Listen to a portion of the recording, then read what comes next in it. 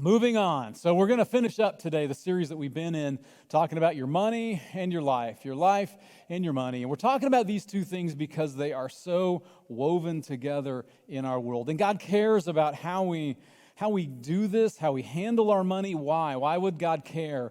Because if we get this part wrong, we suffer, there's anxiety, we can move into times of crisis.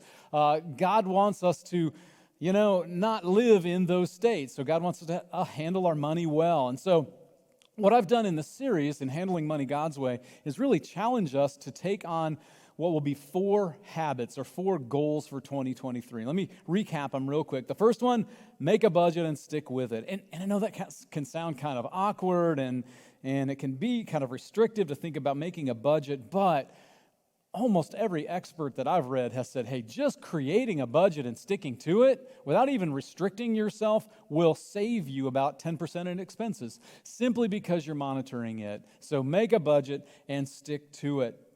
And by the way, on this point, one of the things that I'd help us recall is that Jesus kind of talked about money as it's a tool. It is a terrible master. Money's a good tool. It is a terrible master. So in 2023, let's tell our money where to go rather than go where our money is leading us. Make a budget. Second goal for 2023 is eliminate or make a big dent in your debt. And this is a big challenge, especially if you've got a mortgage, but don't try and take the big thing on first. Take on the little things. And we talked about the debt snowball. And in fact, let me let you know this. When you're dealing with debt, we have a class called Financial Peace University. It's through Dave Ramsey Resources. It's proven to have done really well for lots of people, especially in regard to managing debt. So that's the second goal. And by the way, the Financial Peace class is restarting on January 8th. So if that's something you're like, yeah, I think I might want to do that, January 8th is your date. That's the second goal. Third goal is to give 10% of your income to God's work or start working toward 10%. And that's called tithing. We talked about that last week. And it's a practice that acknowledges a couple things. It acknowledges that, number one, everything we have comes from God. Directly, indirectly, everything we have comes from God. And then it's that acknowledgement that, God, I'm going to trust you with this.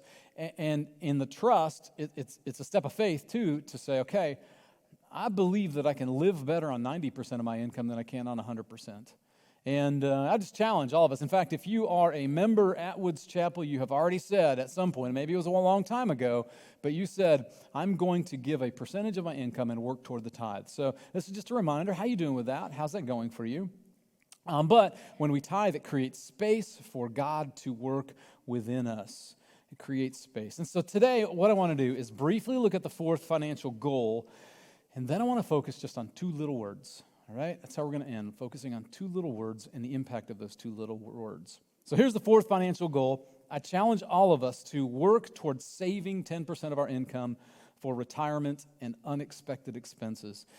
Because just looking at the data, far too many of us save anything.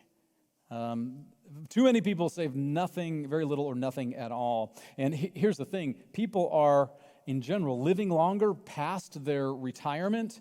And so that means that we've got to prepare longer for retirement. And none of us is immune from accidents and illnesses and job loss, all those sorts of things that are unexpected events that could alter our income. And just like tithing may feel like it's out of reach for a lot of people, saving 10% for retirement may seem out of reach. But that's, again, why things like Financial Peace University can be very, very helpful with this. To plan for those unexpected expenses. Take a reasonable step in that direction. That'd be the challenge. If you can't get there at 10% all at once, most of us couldn't do that, but take a reasonable step in that direction. When it comes to retirement, let me give you a little bit of facts and figures here. Financial planners say about 10% of your income should go toward retirement. And that, of course, depends upon a lot of factors. But I would want to start by talking to the young people in the room, you youth and young people. If you start saving that roughly 10% of your income in your 20s, assuming average salary and a 7% return, when you're 70, you will have saved approximately $2 million. I think that's just incredible. If you start in your 20s. But if you start saving when you're 45, that same roughly 10%, 6 to 10%, with a 7% return, you will have only saved $300,000 by the time you're 70. And I mean, it's still a lot of money, but there's a huge difference. It's called the power of compounding and interest. So young people, I would just tell you, practice some of these other habits we're talking about while you're young so that when you get older, they're easier to practice, like budgeting, like putting off purchases that are more wants than needs. It will pay off later in huge ways. And I got to brag about my daughter, my oldest daughter, Zoe. She got her first internship. She's in school right now. She got her first internship 2 years ago. And, we share a checking account, so I can kind of see what's going on. I'm not like super interested in what's going on in her financial world, but I look at it once in a while, and I noticed there was $50 going out every month. And so I said, Zoe, what's going on here? And she's like, oh, I'm investing. Oh. She's 20. I mean, she may not even been 20 at the time, 19 or 20. And, she's like, I want to start doing this because you've been talking about it, Dad, saving my whole life. And so I'm putting away $50 a month. And on top of that, she's working with an investment group that works just with and for women. And so I know that's a big thing for her. So she's doing two things at once. But what I'm really proud of her for doing is that she doesn't have to write a check to do that every month. It just comes out of her checking account. It's become something that she doesn't see it. It goes, and she knows that she's building something for her future. Now, full disclosure, I still give her, my wife and I still give her about $350 a month allowance, so it's really my money. But I'm so proud that she's already in that habit of doing that, right? So young people, just listen. I know you don't want to listen to your parents. Listen to me.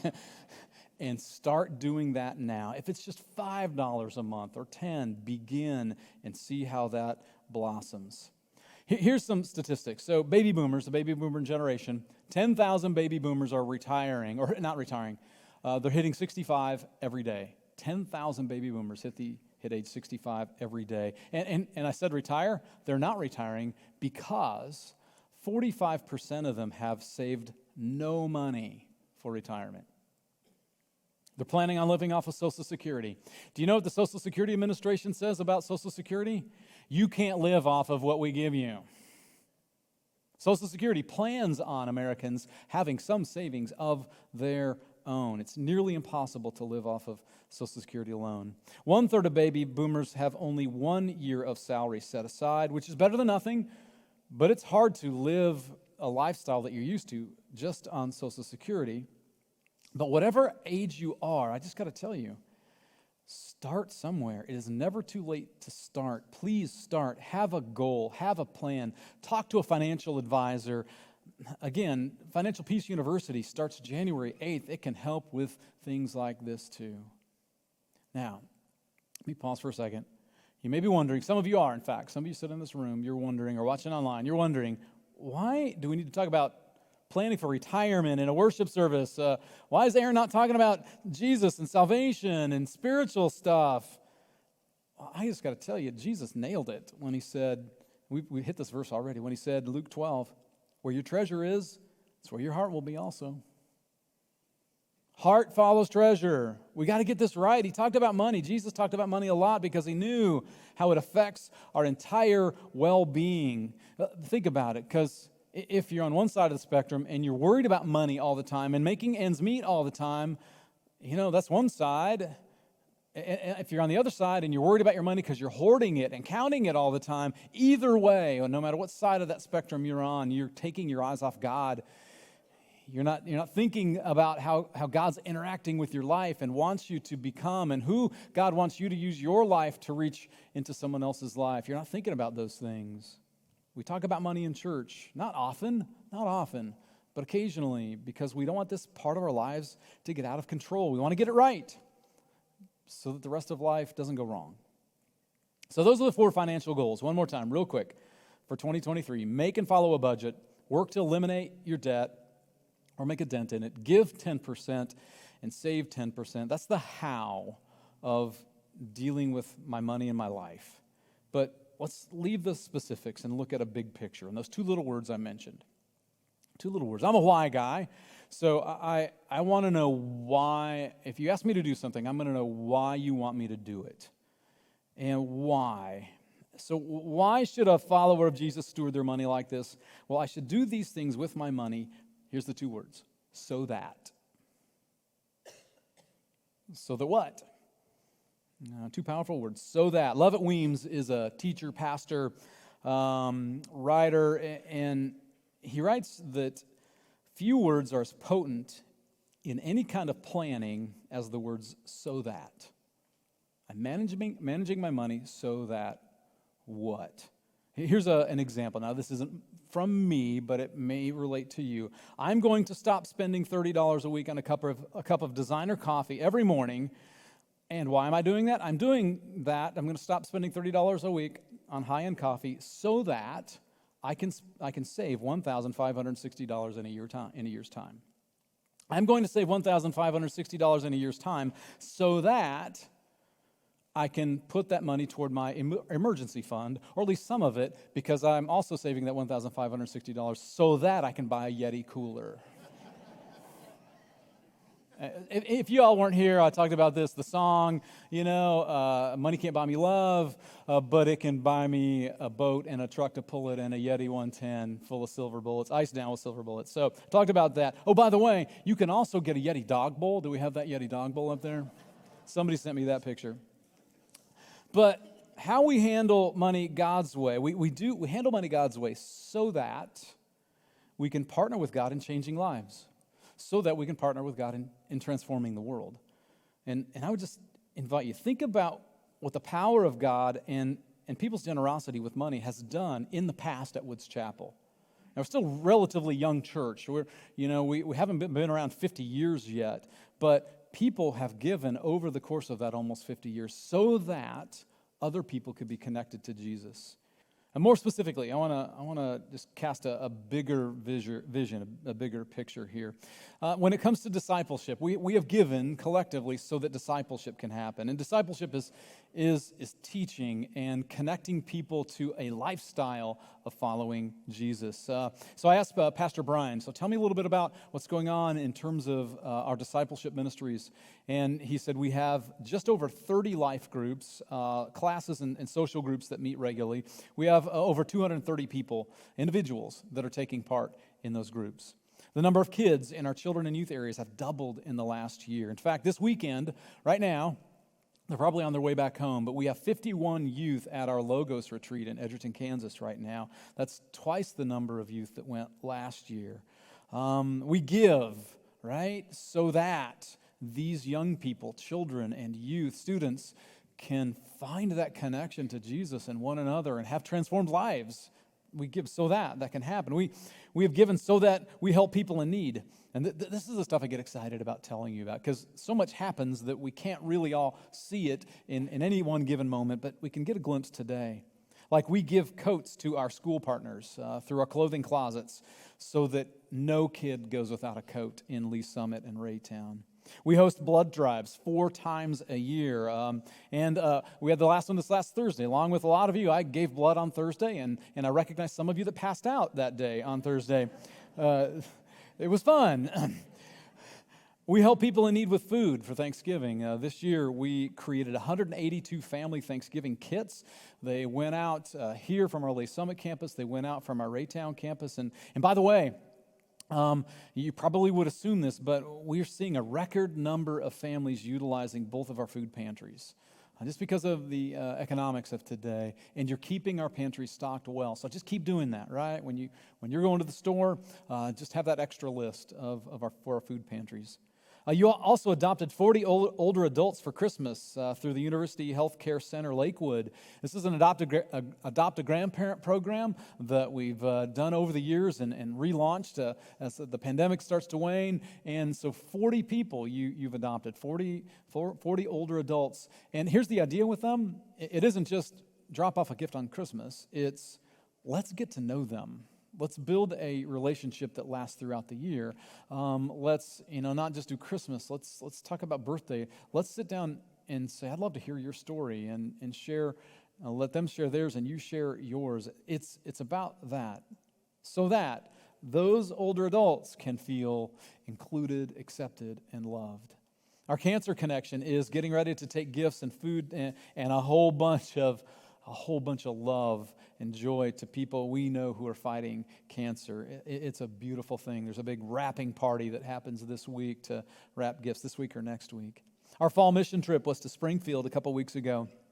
14 of you went for a week, and you did 3 big projects. One was to redo the kitchen of Lifehouse Home, and Lifehouse is a place for at-risk, expectant mothers and their babies.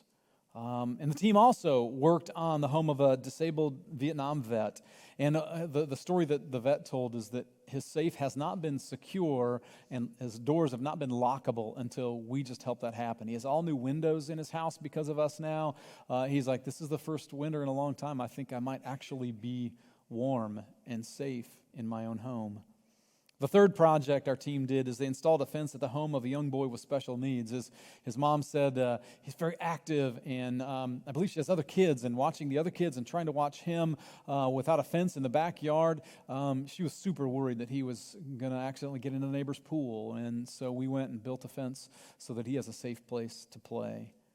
You give so that people can experience all of those things along with hope and life. People have given sacrificially so that we can multiply ministry. I mean, we started our campus in Blue Springs 5 years ago, right? And the whole idea was let's get this up and healthy and running and then send it off to go do its thing. And that's exactly what we did this past summer. And then there's our Raytown campus. And by the way, our Raytown ministry is booming. Every other Wednesday, we have The Table, which is a whole new idea of how to do church. Rather than rows of chairs and people meeting like this, it's dinner church. It's people meeting around tables and working together through a liturgy at that table and experiencing Christ through the food and through the fellowship and through the questions and the responses. And on Wednesday, this past Wednesday, they had their Thanksgiving meal for the community. They had 100 people that took part at the table, at that dinner church. And then they sent 174 to-go meals away. That's 274 people that are being reached there. We had 40 volunteers that night, so it was a record in so many different ways. And then just yesterday, we had our serve day there, and there were about 40 volunteers that showed up for that too. And we got to serve in the clothing closet, we got to serve in the food pantry, and we also got to hand out Thanksgiving kits to people there. And by the way, Pastor Abby, who is there, is so good. I mean, she got us all together to train us on how to do this before it happened. And she said, one of the most important things you can do here is remember, we're not just handing stuff out. The idea is to connect with people. And so she just literally demonstrated, this is what it looks like when you reach out a hand and say, hi, I'm Aaron. What's your name? And, what are you here for today? And, what's your story? And get to know their kids. And it was a beautiful thing to see our volunteers, our servants there doing everything they can. Oh, and by the way, in Raytown, they haven't had a Christmas Eve service in many years, but this year Pastor Abby's like, I think it's time. I think it's time for us to do a dinner church model Christmas Eve worship service. So they're going to be doing that at 4 o'clock on Christmas Eve there. You give so that those things can happen. You give so that community groups have a place to meet. I mean, we want our building to be a public space. We want our facilities to be used by our community. We host recovery groups like Al-Anon and Gamblers Anonymous and Gamanon. Anyway, but we're also preparing to start our own recovery ministry here, hopefully within the next 12 months. We host community groups, Boy Scouts, Girl Scouts, the Lee Summit Quilters Guild. I'm just telling you, you want to avoid them. They got needles, to come after you. They fill this room almost once a month. We have pickleball. We have divorce, breakup, and recovery. And get this, we host a Parkinson's group. This isn't our ministry, but we hosted a Parkinson's group, and they have named themselves, get this, the Movers and the Shakers. I think that's hilarious. I got a sense of humor. And that's just kind of the tip of the iceberg, right? I mean, there are many other groups that meet here throughout the year. That's the so that. With money given in the past and up to this point. We've given money in the past up to this point so that all that can happen. But what about the days ahead? Well, today is the day we make our financial commitments for 2023. We are committing to give in the future so that what? So that what? Now, I'm not going to go into detail here because we just spent a season of talking about our 3-year vision and what that looks like. And you can get that online and look more detail, but just a couple of highlights. Before we do that, though, let me tell you about a couple. There's an older couple that had built up some wealth in their later years. They had kind of eased into their 70s, were pretty well off. And by the measure of their culture, they were very well off. And it was good that they had built up some wealth because they weren't able to start a family. Couldn't have kids, couldn't have grandkids. And in that culture, your social security was having children and grandchildren who would take care of you. They didn't have that. They didn't have a social security. They didn't have IRA. So their children, not having children was a big, big deal. So they were glad. They worked hard. They built up their wealth. They were able to save big. By the way, you know who these people are if you've been in church for a while. They are, anybody want to know? Abraham and Sarah. Abraham and Sarah. They accumulated wealth so that they could live comfortably for the rest of their days. They could settle back, coast into the sunset. That was their plan. And then something happened. They encountered a God who came to them with a whole new so that for their future. Abraham and Sarah. Here's just part of their story. This is Genesis chapter 12. The Lord had said to Abraham, leave your native country, your relatives, your father's family, and go to the land that I will show you. I will make you into a great nation. I will bless you and make you famous, and you will be, this is key, you will be a blessing to others. I'll bless you, and all the families of the earth will be blessed through you. So God's saying to Abraham and Sarah, all the people on the planet are going to be blessed through you. The light of who I am, God's saying, the light of who I am is going to radiate out through you. People will know who I am through you. They were blessed to be a blessing. Theirs was a so that looked into the future. And here's what the future looked like for them. I mean, they couldn't see it at the time, but here's how that unfolded. So Abraham and Sarah were called so that God could start a covenant people.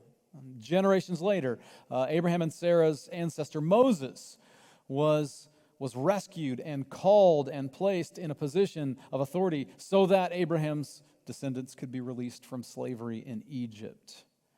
And then generations after Moses, another ancestor, a scrawny little shepherd boy named David, was called to be a man after God's own heart so that he could be the king of the descendants of the freed slaves. God raised up prophets, men and women, that could kind of help the descendants of Abraham. And so the ultimate descendants stick to their calling, their purpose when they strayed. And then Jesus is born and lived and died and was resurrected so that human beings could get a glimpse of God walking among them. The original followers of Jesus, men and women, they followed him and gave their lives so that all people could know the living God. And you see how this works now? We are a part of that progression. We're now, at this moment, directly here because of this old man and this old woman who thought that they were just going to quietly retire and enjoy their sunset years. And God says, wait. I gave you all that you have so that people will be blessed through you. If you call Woods Chapel your church home, today's the day to make a commitment to ministry in 2023. And I would just ask, in light of all this, what does your so that look like? What does your so that look like? I will make my 2023 commitment so that. Here's what it looks like at our church. So that we become a great incubator for future church leaders. One of our 3-year goals is to have 7 people over the course of 3 years that go into full-time Christian ministry. We've had 1 so far, right? We got 1. But that is one of our big goals. We give so that can happen. Another goal is to have 7 new offsite groups started in the next 3 years. And this isn't starting churches, right? This is just us starting groups that are in offices, in restaurants, in pubs, in coffee shops, all those sorts of places, because we know that once we get out of our building, we are much more visible and we're much more connecting. And that's one of our key words around here, right? Connecting people to Jesus. So we've got one new offsite group that's starting here in just a few weeks. It's a young adult group, and they're going to be meeting at Tiffin J's. So just keep your ears open if you're in that demographic. It's going to be happening. We're also looking at partnering with an apartment complex. I said a little bit about this several months ago, but apartment complex to work with the apartment owners, host events, work there, and connect with people there. So I believe God has given each of us the resources we have so that Woods Chapel can be what? Can be the go-to church for people on the margins in this region. I believe that God calls us to be generous so that we can raise up leaders in faith that will lead us into places we can't even imagine at this point yet. I believe God's calling us to multiply ministry beyond Lee Summit, beyond Raytown, so that more people can be, fill in the blank, more people can be lifted out of despair, more people can find hope, so that more people can find the life that really is life. I mean, at some level, what we want is we give so that no one will rejoice alone, no one will suffer alone, no one will journey through life alone. Those are some of our big things. God blessed Abraham and Sarah so that they could be a blessing, so God could lead them into a new territory, so that all of this would happen. And again, what's your new territory? You know, maybe your new territory is the whole Jesus thing. Maybe that's it. Maybe it's time, and you feel that pull. Like, okay, I've had questions, I've had doubts, I've struggled. Maybe today's the day you say, okay, Jesus, I don't have all my questions answered, and I still have some doubts, and I don't know everything, but I'm ready to choose to follow you. Maybe that's your what next. Your so that. Maybe it's to serve in a new way. You know, I just talked about some of the ways we serve around here. Jump in and find that way to make a difference. I just got to tell you, when you do good, it feels good, right? That's not the only reason to do good, but it's just amazing. You know, to serve at Raytown yesterday for a few hours, I came away from that feeling great. You know, like, wow, I met a bunch of people, and I feel like I did something on a Saturday that made a difference. When it comes to finances, for some of you, the next step in your so that might be, taking the step toward giving regularly rather than just give sporadically, to just say, I'm going to give a certain amount regularly. Or maybe it's to be a percentage giver and to say, I'm not only going to give regularly, but I'm going to give a certain percentage. I'll start with 1%. I'm going to figure out what that is and then work toward the tithe. Or maybe it is the next step for you. The next so that is to say, I'm going to take the leap and become a tither. I'm going to trust that I can live better on 100% or 90% than I can on 100%. Maybe that's what it is. I would just tell you, you won't regret it if you take that step. Maybe you're already there, and it's to go beyond the tithe. Maybe you've already gone beyond the tithe.